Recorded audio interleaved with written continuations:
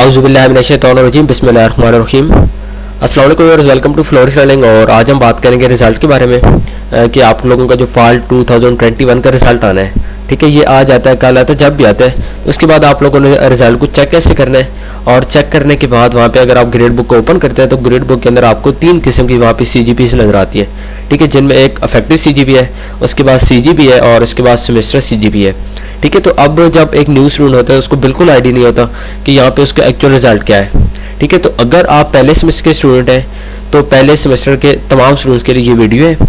इस वीडियो में मैं सिर्फ और सिर्फ पहले सेमेस्टर का रिजल्ट को डिस्कस करूँगा, मतलब कि ऐसे स्टूडेंट्स जिनका अभी पहले सेमेस्टर का रिजल्ट आना है, ठीक है। अगर आपका दूसरा तीसरा तो आपके लिए मैं नेक्स्ट वीडियो बनाऊंगा, लेकिन अभी जो इस वीडियो में मैं बात करने वाला हूँ ये सिर्फ और सिर्फ पहले सेमेस्टर के स्टूडेंट्स के लिए जिनका रिजल्ट आने वाला है, ठीक है। तो भाई सबसे पहले आपने यहाँ पे रिजल्ट को चेक कैसे करना है। सबसे पहले आपने LMS को ओपन करने के बाद यहाँ पे आप देखिए ग्रेड बुक का आपको एक ऑप्शन नजर आ रहा है। ग्रेड बुक के ऊपर आपने आना है और ग्रेड बुक के ऊपर आने के बाद, ठीक है, अब यहाँ पे देखें तो मैंने जिस तरह पहले बात किया कि आपके पहले सेमेस्टर का रिजल्ट आना है।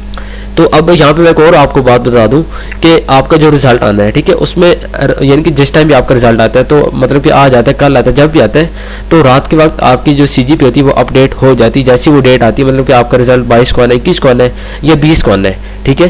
तो जैसी वो डेट आती है तो आपका वहाँ पे CGP जो होती है ये अपडेट हो जाती है।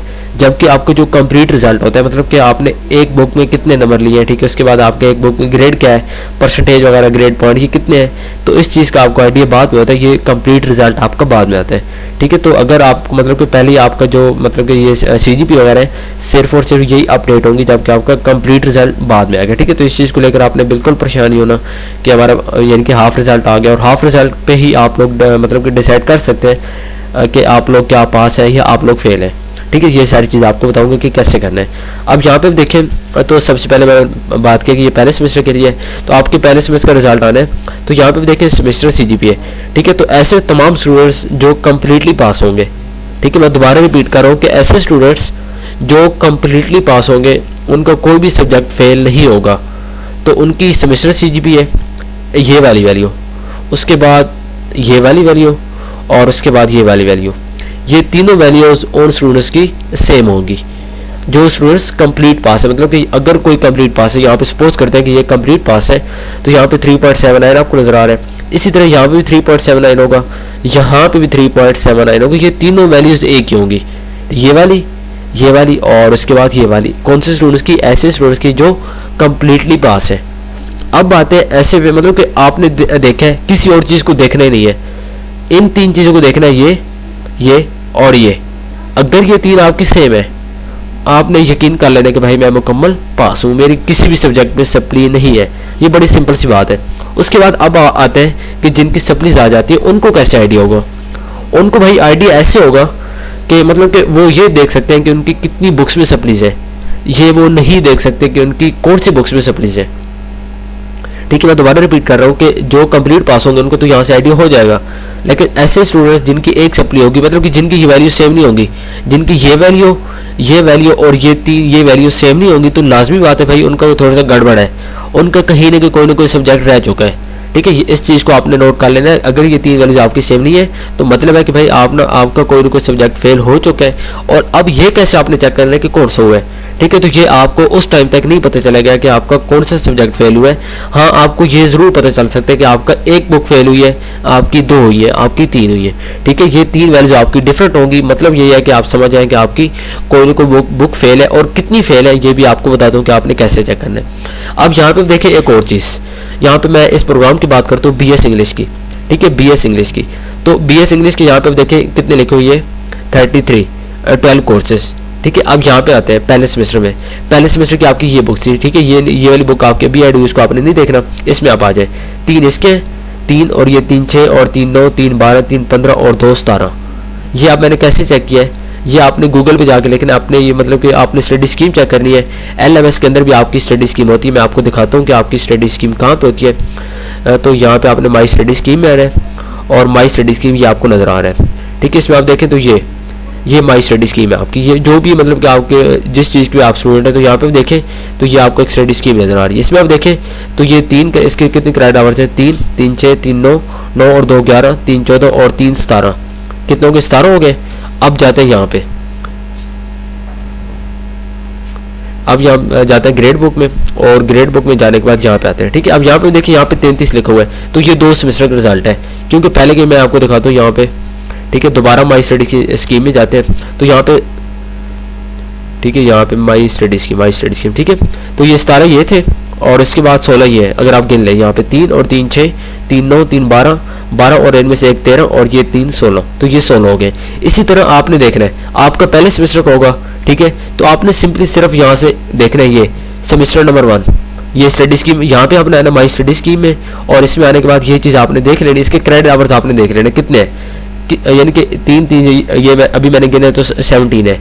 इसी तरह आपने गिनने, और जब आप गिन लेते हैं उसके बाद आपने आ जाना यहाँ पे आपने आ जाना, अगर यहाँ पे लिखा हुआ है, ठीक है, मैं दोबारा रिपीट कर रहा हूँ कि अगर यहाँ पे 17 ही लिखे हुए हैं, उतने लिखे हुए जो आपके यहाँ पे बन रहे हैं माई स्टडी स्कीम के अंदर, जो आपके पहले सेमेस्टर की बात कर रहा हूँ, तो यहाँ पे जितने भी आपके क्रेडिट आवर्स बन रहे हैं, ठीक है, ये जितनी भी है, अब यहाँ पे मैं BS इंग्लिश की बात कर रहा हूँ, लेकिन आपका जो भी प्रोग्राम है, तो जब आप इसमें आएंगे तो आपके अपने यहाँ पे होंगे, तो इस चीज़ को आपने काउंट कर लेना है। ठीक है, ये 3 ये जितने भी लिखे हुए 6 सब्जेक्ट से, तो इनको आपने काउंट करना है, और ये जितने बन रहे हैं, अब मेरे पास ये 17 बन रहे हैं। उसके बाद दोबारा ग्रेड बुक में जाते हैं, तो दोबारा ग्रेड बुक में जाने के बाद यहाँ पे आपने देखना है कि क्या आप यहाँ पे आपको 17 ही शो हो रहा है, ठीक है, 17 शो नहीं होगा। और वो क्यों नहीं होगा? 17 शो सिर्फ उनको होगा जो कम्प्लीटली पास होंगे, जिनकी ये वैल्यू और जिनकी ये वाली वैल्यू, और उसके बाद जिनकी ये वैल्यू मतलब कि सेम होगी, और उसके बाद यहाँ पे भी उनको 17 शो हो जाएगा। 17 से मुराद है कि जो माई स्टडी स्कीम में जितने भी उनके क्रेडिट आवर्स बन रहे तमाम, ठीक है, पहले सेमेस्टर के, तो यहाँ पे वो शो होंगे। तो अगर यहाँ पे उतने ही लिखे हुए जितने आपके वहाँ पे बन रहे हैं, मतलब ये है कि भाई आप पास हैं। उसके बाद पास होने के अकॉर्डिंग यहाँ पे मैंने आपको बताया ये 3 चीज़ें, ये 3 वैल्यूज आपकी सेम होंगी। अब ठीक है, सपोज करें कि आपका कोई सब्जेक्ट फेल हो गया, तो यहाँ पे लाजमी बात है कि क्रेडिट आवर्स फिर कम होंगे। ठीक है, अब 17 की हमने बात की है, तो अब यहाँ पे कई यानी कि ज़्यादातर बुक्स है 3 की, ठीक है, ये भी 3 के, ये सारी 3 के, एक बुक 2 की है। ठीक है, तो दोबारा ग्रेड बुक में जाते हैं।